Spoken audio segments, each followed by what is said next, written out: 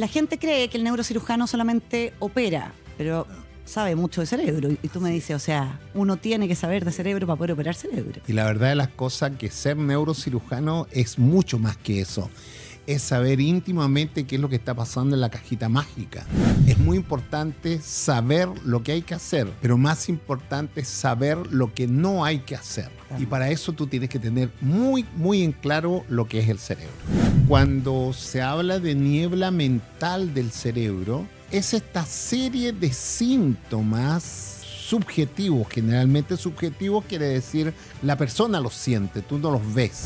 La mujer es una maravilla porque la parte endocrinológica de la mujer puede dar nacimiento a la vida de un nuevo ser, cosa que el hombre no lo hace. Comparando, la mujer es una joya. Si tú quieres a tu cerebro, quieres que tener un buen corazón. Pero más que ese dolor extracraneal que te puede dar la columna, son los problemas, por ejemplo, no le gusta el trabajo, se lleva pésimo con su pareja. Tenés que enfrentarlo. Está agregando daño, se está haciendo tóxico. Tienes que renunciar a tu trabajo. ¿Pero cómo? Sí, pues si a ti te empieza a doler el estómago cuando llegas a la puerta del banco donde tú trabajas. Pero cuesta tomar esa decisión. No, cuesta muchísimo. Cuesta con algo laboral, imagínate lo que cuesta con algo de relación de pareja. O sea, una cosa... ¿Qué debiera hacer alguien para prevenir ese tipo de enfermedades o ejercitar un poco el cerebro? ¿Qué puede hacer uno? Partir por el primer paso. Los chinos dicen que todo camino de 1000 leguas se inicia con el primer paso. ¿Eso influye en que alguien el día de mañana tenga, por ejemplo, un cerebro funcionando mejor? Así es. Muy bienvenidos a un nuevo programa de Mujer Hoy Sin Límites. Un espacio creado para nosotras, mujeres que ya estamos en nuestra segunda mejor etapa de la vida. Queremos agradecer a nuestro gran auspiciador Figurela. Figurela, mucho más que un gimnasio. Figurela une salud, belleza y ejercicio. Yo he sido parte de Figurela hace 4 años, la verdad que me lo disfruto. Le agradezco infinitamente porque además de bajar un poco de peso, me mantiene en forma. Así es que pueden ver mucho más de Figurela en su página www.figurela.cl. Y si llaman diciendo que vienen de parte de Mujer Hoy Sin Límite, tienen además un 10% de descuento.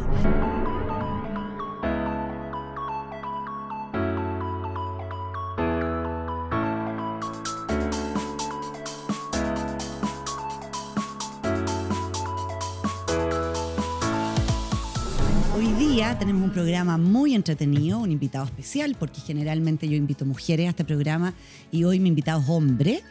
Y lo invito porque el doctor Abel Olivares Villarroel, porque vamos a mencionar a la madre también, que tiene mucho que ver en la vida de la gente, es neurocirujano, apasionado y enamorado del cerebro, y vamos a conversar sobre el cerebro en esta etapa de la mujer. Hola Abel, ¿cómo estás? Hola Francisquita, la verdad de las cosas que encantado de estar en este programa de mujeres. Yo soy un fanático de las mujeres. Yo siempre digo que la mujer, si vamos a los relojes, la mujer es un omega, un paté Philippe, y nosotros los hombres simplemente un Seiko, que damos la hora, ¿no? Las otras es una joya. Sí. Así que encantado de estar acá. Te agradezco mucho porque yo creo que será un gran aporte a todas las mujeres que nos siguen en este programa. Quiero partir, Abel, que nos cuentes un poco, porque tú eres neurocirujano, o sea, tú operas cerebro y columna, ¿no es cierto? Médula espinal. Así es. Sí. Pero la gente cree que el neurocirujano solamente opera, pero sabe mucho de cerebro. Y tú me dices, o sea, uno tiene que saber de cerebro para poder operar cerebro. Así es. La verdad de las cosas que si uno no supiera las funciones del cerebro, uno simplemente sería un operador. Y la verdad de las cosas que ser neurocirujano es mucho más que eso. Es saber íntimamente qué es lo que está pasando en la cajita mágica. Y esta cajita mágica, cuando uno la destapa y puede operarla, tiene que tener muy claro las limitaciones. Y aquí hay un adagio que lo recibí de un profesor mío. Me decía, mira, es muy importante saber lo que hay que hacer, pero más importante es saber lo que no hay que hacer. Exactamente. Y para eso tú tienes que tener muy en claro lo que es el cerebro. Sí. Yo te quería invitar a conversar un poco sobre la niebla mental. Exacto. O esta como alteración que sufre la mujer en el climaterio, ¿no es cierto? Donde se le empiezan a olvidar las cosas, le cuesta concentrarse, le falta la memoria. ¿Por qué se produce eso? Mira, la verdad las cosas que cuando se habla de niebla mental del cerebro, que yo lo encuentro incluso un poco poético la mención, justamente leí un artículo muy bueno de la Universidad de Illinois de Estados Unidos, que lo hicieron junto con la Universidad en Johannesburgo, en Sudáfrica, a pedido de la Sociedad Internacional de la Menopausia. Fíjate que yo no tenía idea que había una Sociedad Internacional de la Menopausia. Sí.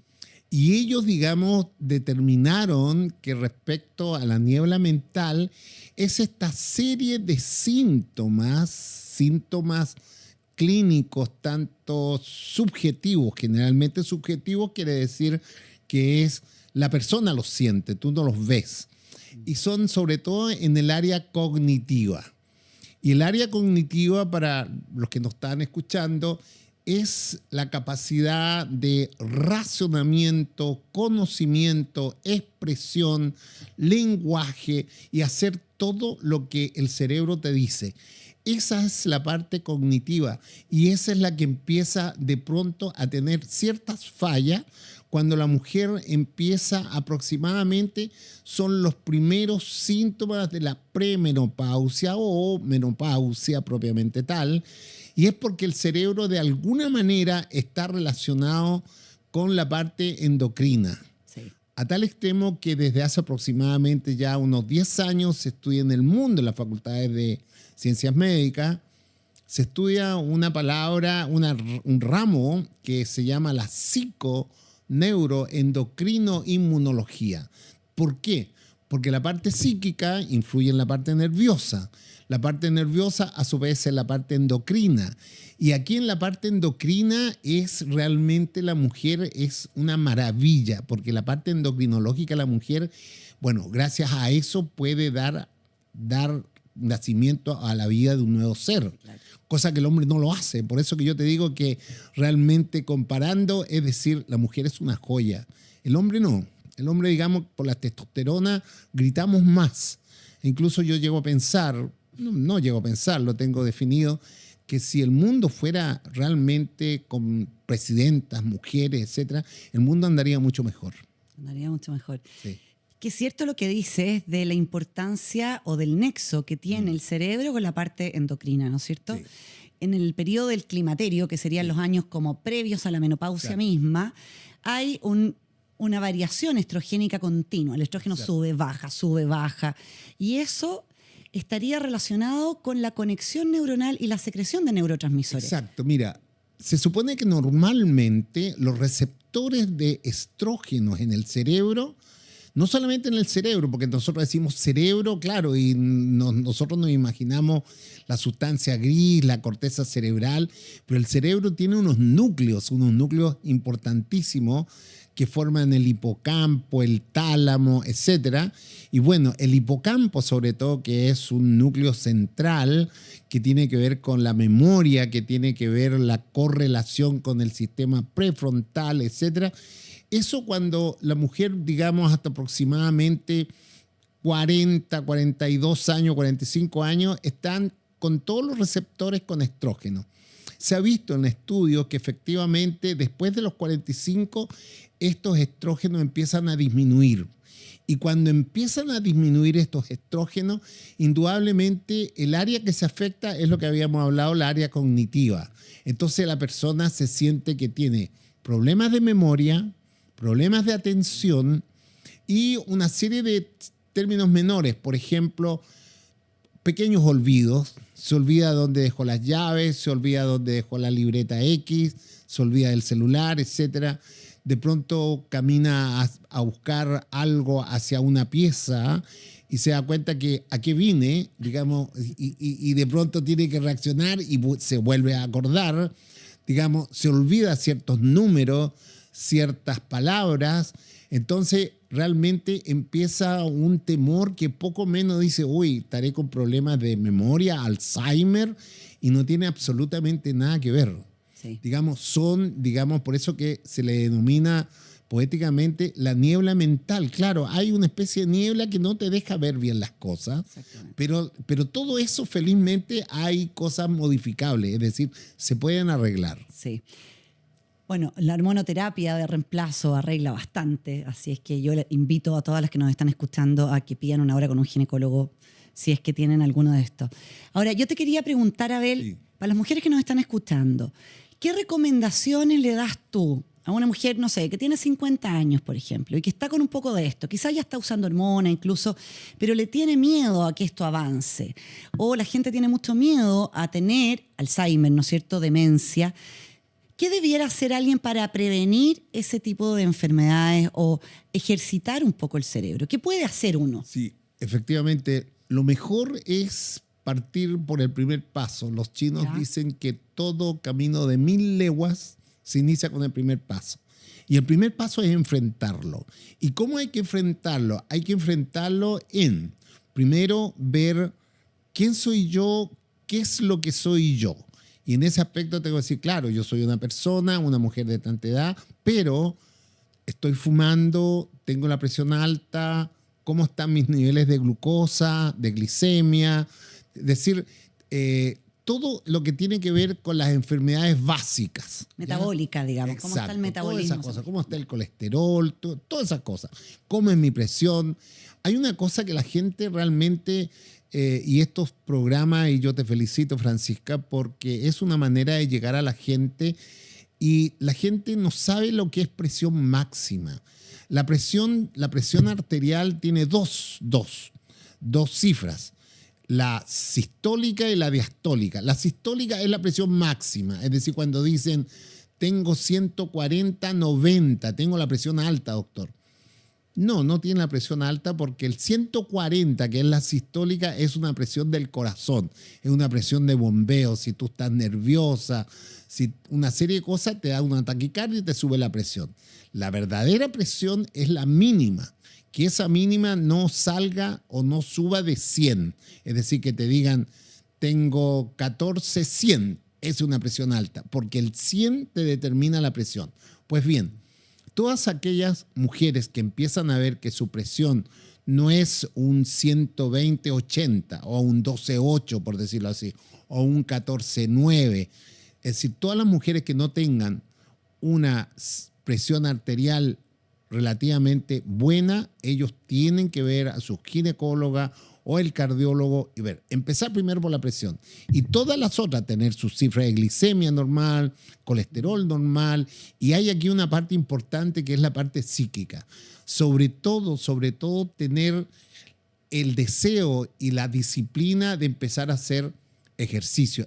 Y el ejercicio, nadie le dice que se meta a un gimnasio, no.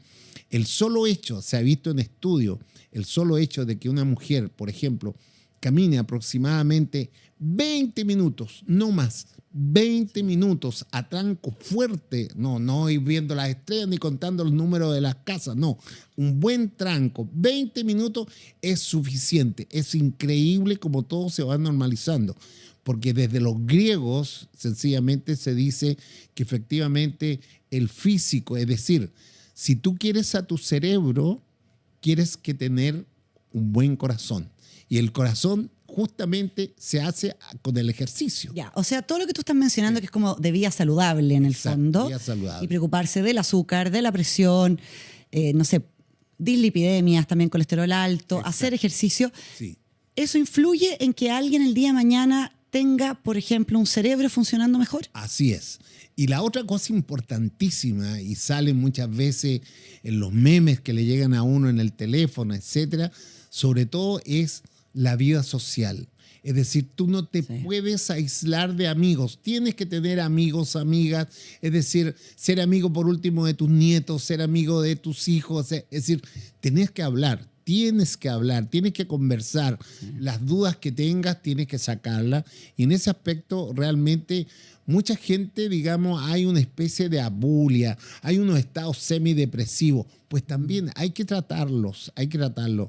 La depresión en estos momentos es un terrible flagelo y que la verdad de las cosas que hay que tratarlo y hay que saber tratarlo. Y mira, en psiquiatría Chile tiene excelentes profesores psiquiátricos.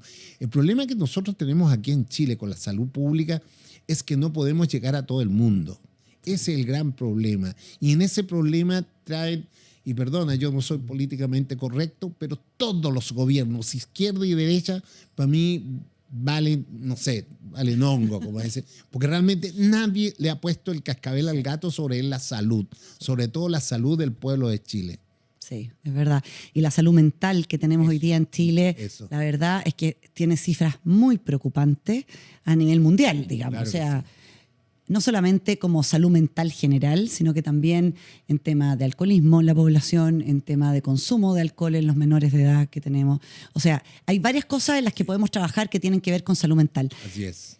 Te quería preguntar por el alcohol. Sí. Porque ya que vivimos en un país que yo considero que es alcohólico, no sé si yo solamente lo considero, yo tomo alcohol, no es que yo no tomo alcohol, pero estamos acostumbrados en Chile, ¿no es cierto?, que siempre aparece el alcohol. No sé, uno va a una peluquería y te dan una copita de champaña en vez de ofrecerte un café. Uno se mete a una clase de cerámica y te sirven la copita de champaña. Uno va a un happy hour con papás del colegio y vamos con el alcohol. Entonces, sin darnos cuenta, terminamos tomando alcohol todos los días, sin contar lo que podría ser el fin de semana, que un matrimonio, una fiesta, qué sé yo, 50, etcétera. ¿Qué tanto daño tiene el alcohol en el cerebro de una mujer? Bueno, en todos los cerebros, digamos, pero si nos enfocamos en esta etapa, en una mujer que está en su perimenopausia, posmenopausia, 50 años, por ejemplo. ¿Qué tanto daño tiene el alcohol? Nada, absolutamente nada, excepto que sea alcohólica. Ya. Pero si realmente esa persona toma, como se dice, es tomadora social, es decir, al almuerzo se toma una copa de vino, en la noche se toma una copa de vino, eso no le hace nada, el hígado se jajajea con eso, es decir, no le pasa absolutamente nada. Al contrario, los taninos y todas estas cosas realmente relajan las arterias, es decir, es bueno. El problema es cuando se abusa de este problema, cuando se abusa del alcohol, de acuerdo, pero que te ofrezcan un vaso de champán, que te den una copita de vino en absoluto. Es decir, eso es, por decirte, es chocolate para el cerebro. Así como el chocolate, digamos, te aumenta la dopamina, esto también te aumenta la dopamina. Así Qué bueno que tocaste el tema de la dopamina, porque yo quería preguntarte, ¿qué otras cosas aumentan la dopamina? Lo típico que yo conozco, porque yo conozco bastante poco, yo soy ginecóloga, así que de cerebro, bueno, más o menos, algo me acuerdo. Pero el ejercicio, ¿no es cierto?, aumenta la dopamina. El chocolate aumenta la dopamina. ¿Qué otra cosa aumenta la dopamina? Y por qué quizás sería bueno explicarle a la gente por qué es tan importante la dopamina. La dopamina se aumenta sobre todo cuando tú eres feliz. ¿Y cuándo eres feliz? Cuando sencillamente, llámese, tú tienes una buena pareja, cuando tú tienes buena comunicación, si tienes hijos, tienes comunicación con tus hijos. Es decir, cuando ves tus nietos, por ejemplo, yo tengo nietos, tanto varones como niñitas, y tengo justamente unas nietecitas que todas están de más o menos la misma edad, 3 años y medio. Y bueno, y para mí verlas, abrazarlas, es aumentar la dopamina, pero de inmediato, es decir, ya el día es distinto. Así que por lo tanto, aumentar la dopamina es ser feliz. Tú cuando te comes un chocolate, eres feliz. Cuando te comes, digamos, un pequeño caramelo que te gusta, también eres feliz. Lo importante es no abusar, es decir, no estar comiendo todo el día chocolate, ni estar todo el día tomando alcohol. Pero sobre todo, esa es la convivencia social. Cuando tú convives socialmente, cuando tienes amigos, cuando te ríes con tus amigos o tus amigas, es decir, es importantísimo. Yo de pronto tengo amigos y que lo único que hacemos es reírnos de estupideces probablemente, pero eso es como un verdadero bálsamo al cerebro. Así que por lo tanto, no solamente es la parte de educación física, sino que es compartir. Yo muchas veces me llegan a la consulta, una de las, digamos, se puede decir síntomas más frecuentes en la consulta, el dolor de cabeza. Dolor de cabeza. Me imagino. Claro, y el dolor de cabeza le digo, mira, yo te voy a explicar un poquito. Dolor de cabeza son las causas intracranianas, es decir, las causas del dolor de cabeza que están dentro del cráneo, y la extracraniana. Las extracranianas generalmente muchas veces están en la columna cervical, están, digamos, pero las extracranianas son justamente las rabias, las decepciones, las impotencias, todas esas cosas. Y eso tiene que ver con que se contracturan los músculos, ¿no es cierto? Se contracturan los músculos. O acá en la base del cráneo, o por afuera el scalp, Por ejemplo, Todo ¿esto eso. también se contractura? Todo eso. Los todo músculos eso. de acá arriba del... Exacto. Y no Ya. solamente se contracturan, sino que producen ácido láctico. Ah, perfecto. Y el ácido láctico para aquellas personas que son jaquecosas es como que si se tomaran un coñac en polvo. Así, es Ya. realmente automático, empieza el dolor de cabeza. Yo muchas veces le pregunto a mis pacientes, le digo, a ver, ¿usted se despierta con dolor de cabeza? Sí, doctor, nunca me lo habían preguntado. Yo me acuesto bien y me despierto con dolor de cabeza. Claro que sí, po. ¿Por qué? Porque el dolor de cabeza es su columna está trabajando mal y al trabajar mal, ahí se aprietan algunas raíces que salen de la columna cervical. La columna propiamente tal es un estuche, pero en el interior del estuche está la médula espinal, están las raíces nerviosas, que dan origen a todos estos nervios. Aún son millones de nervios. Tal es el caso que se llama sistema nervioso periférico. Fíjate que es aparte del sistema nervioso central.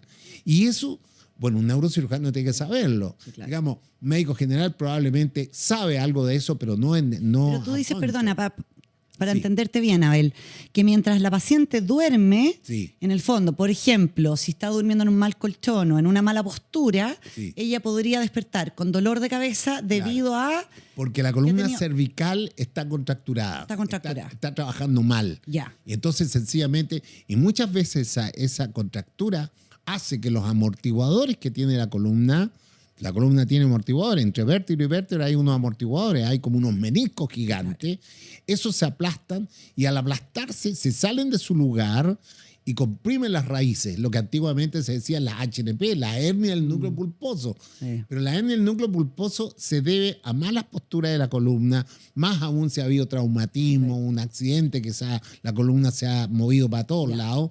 Así que por lo tanto la columna también te da, pero más que ese dolor extracraneal que te puede dar la columna, son los problemas, por ejemplo, no le gusta el trabajo, se lleva pésimo con su pareja, el matrimonio no funciona. Tenés que enfrentarlo, tenés que ver de alguna manera cómo voy a salir, porque todo eso trabaja en el índice de vida, de mejoramiento de la vida, y por lo tanto esa persona se está agregando años, se está agregando daños, se está haciendo tóxico. Ya. Y alguien puede tener dolor de cabeza justamente por Claro que situaciones sí. de este Entonces tipo. yo muchas veces le digo, tienes que renunciar a tu trabajo, pero ¿cómo? Sí, pues si a ti te empieza a doler el estómago cuando llegas a la puerta del banco donde tú trabajas, porque el banco te exige meta, te exige esto, te exige el otro.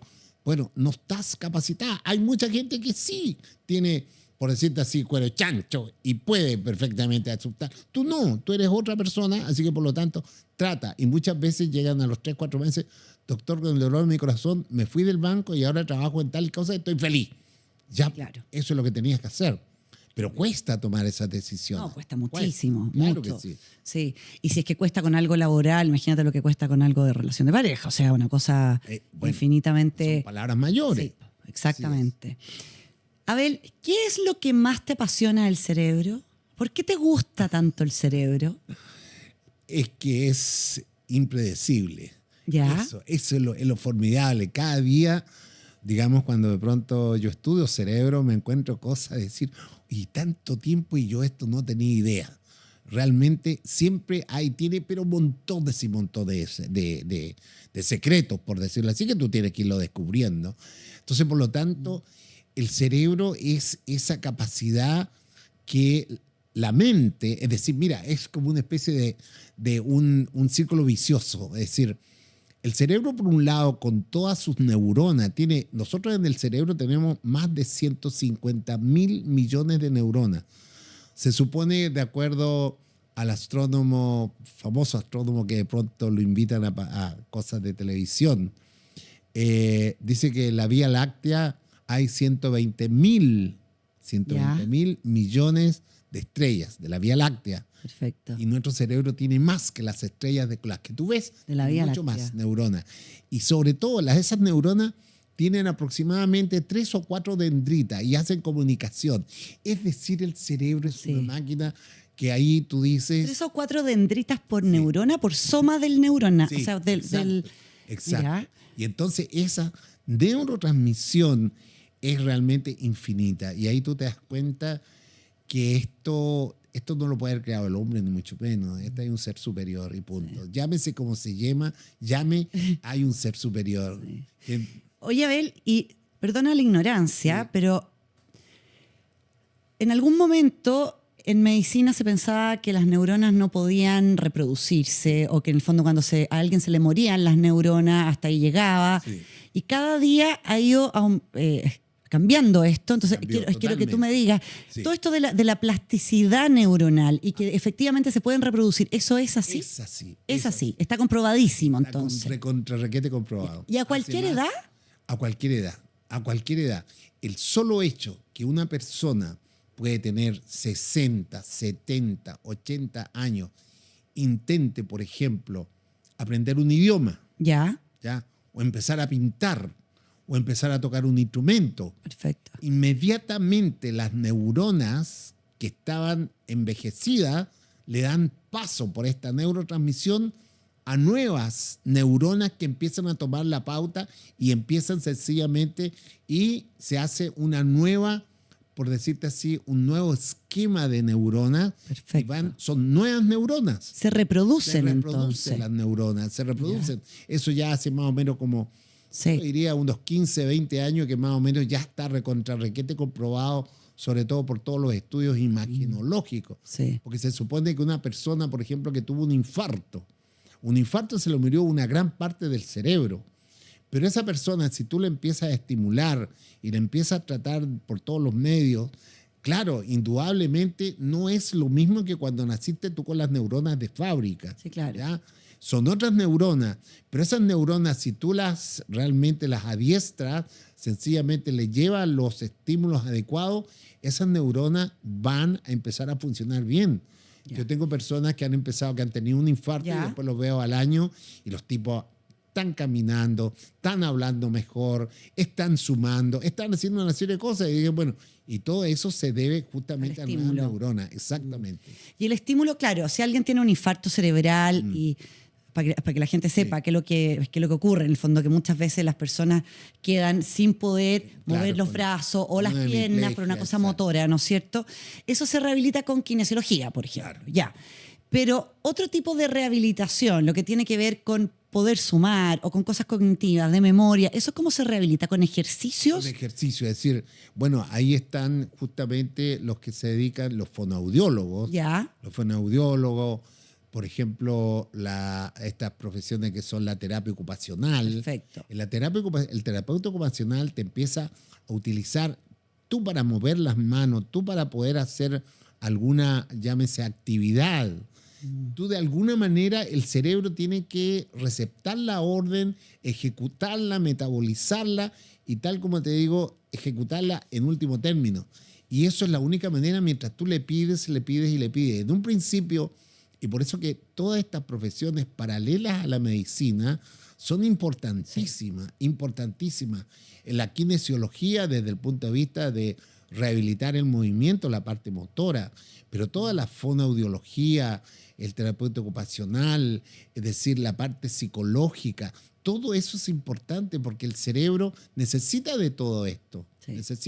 Necesita lo mismo que estamos hablando nosotros, digamos, dar a conocer. Sí, es una lástima que, por ejemplo, lo que nosotros conversamos, o todos los invitados que tú hayas tenido y vayas a tener, no lleguen a una amplia gama cuando sencillamente se necesita que la gente sepa todas estas cosas.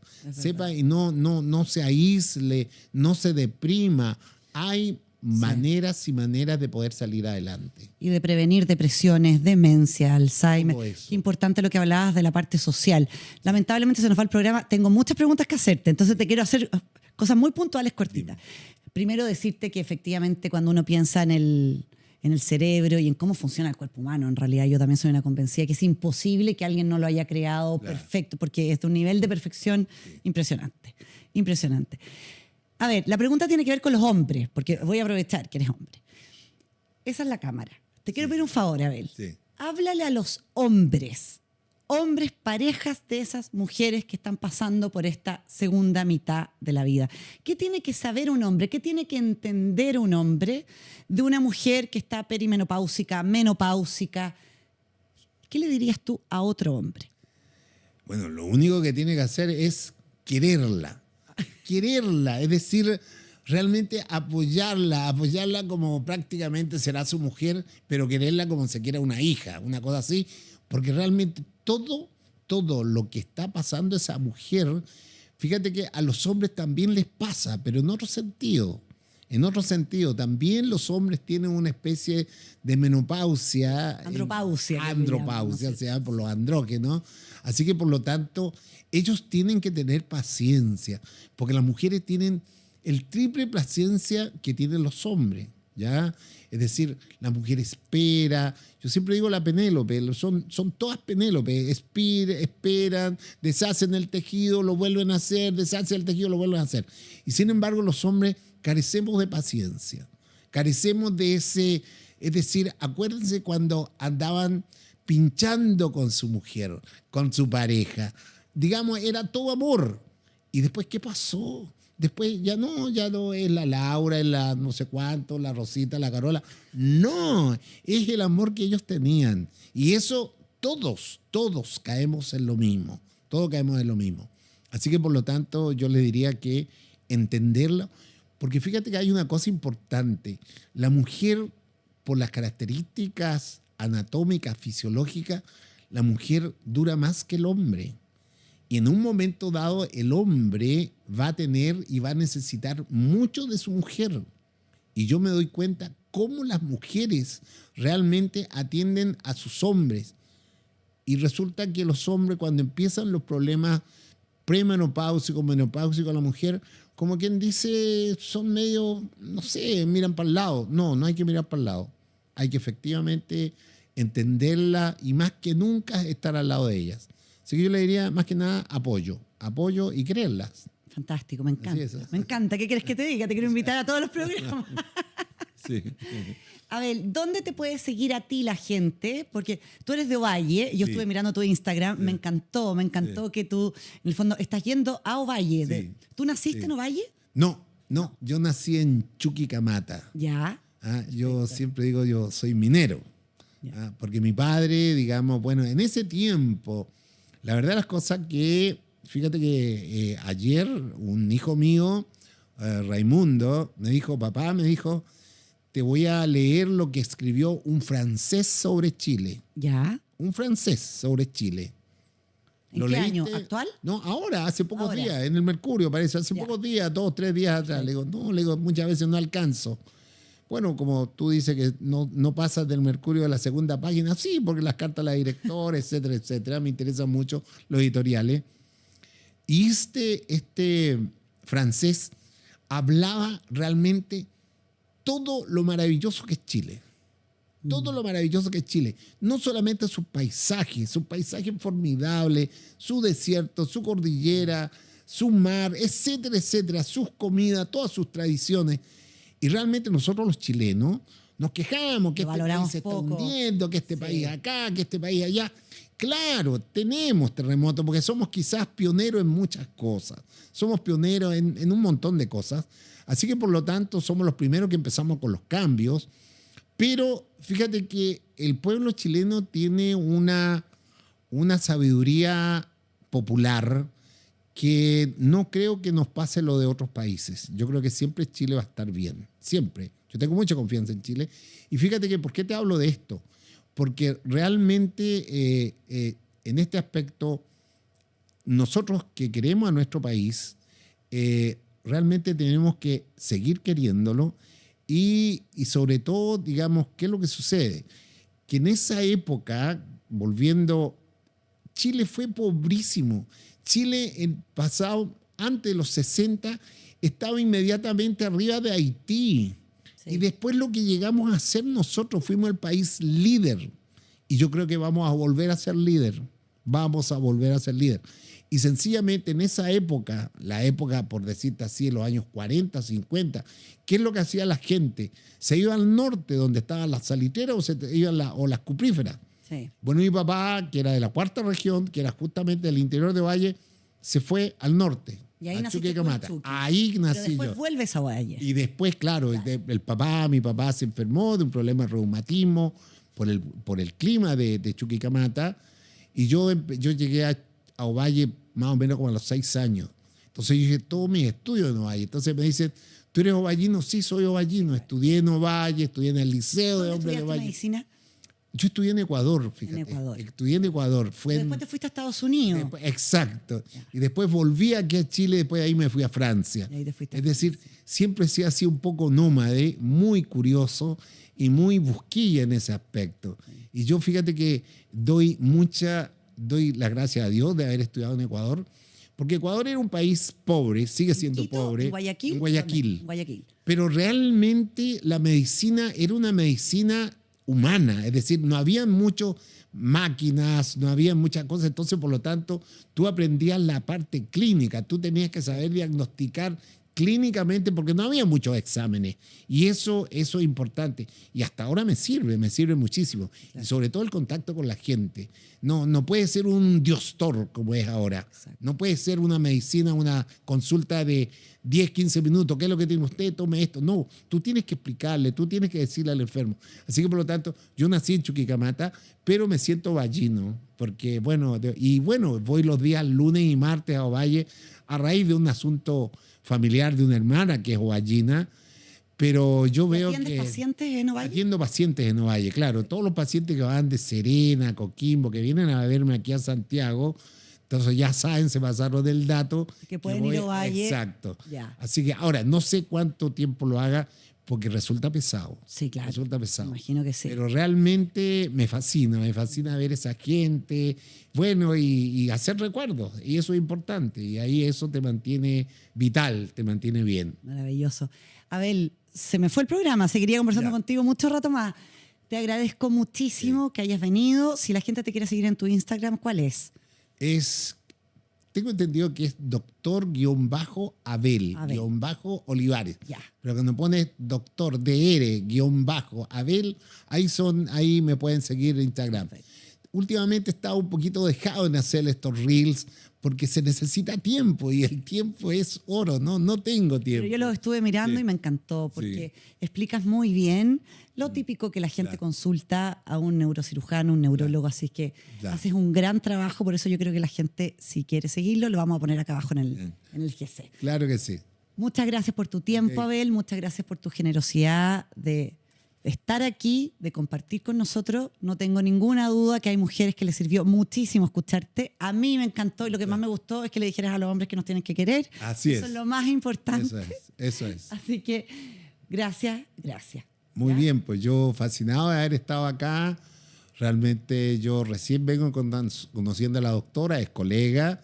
Y bueno, ojalá todas las doctoras fueran así, porque también, fíjate que en la medicina últimamente también he visto que no tienen ese carácter de piel. Son medios pesaditos, así. Realmente falta a veces la humanización, que es tan importante. Falta eso. Y generalmente, cuando encuentran estos programas, lo van a decir, oye, mira, ¿por qué el doctor o la doctora es así? Es tan de piel, tan, digamos, de dar un consejo, lo que sea. ¿Por qué usted es tan estirada? Yo creo que hay que parar esas cosas. Yo creo que hay que decirle. ¿Sí? Así de simple. Sí. Así que fascinado de haber estado en tu programa. Y bueno, estoy para cuando tú lo desees. Feliz. Te vamos a tener de invitado de todas maneras de nuevo. Y nosotros nos encontramos en nuestro siguiente programa la próxima semana. Acuérdense de seguirnos en Talentópolis, canal Talentópolis, Mujer Hoy Sin Límites. Un programa creado para nosotras en nuestra segunda mitad de la vida. La mejor de todas sin duda. Chao, chao. Queremos agradecer a nuestro gran auspiciador Figurela. Figurela, mucho más que un gimnasio. Figurela une salud, belleza y ejercicio.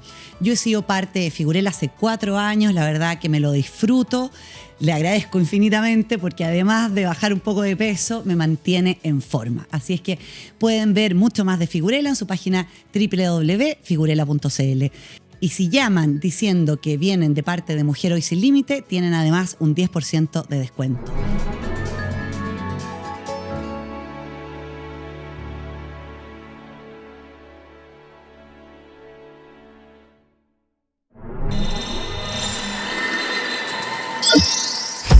Talentópolis. El futuro del trabajo es hoy.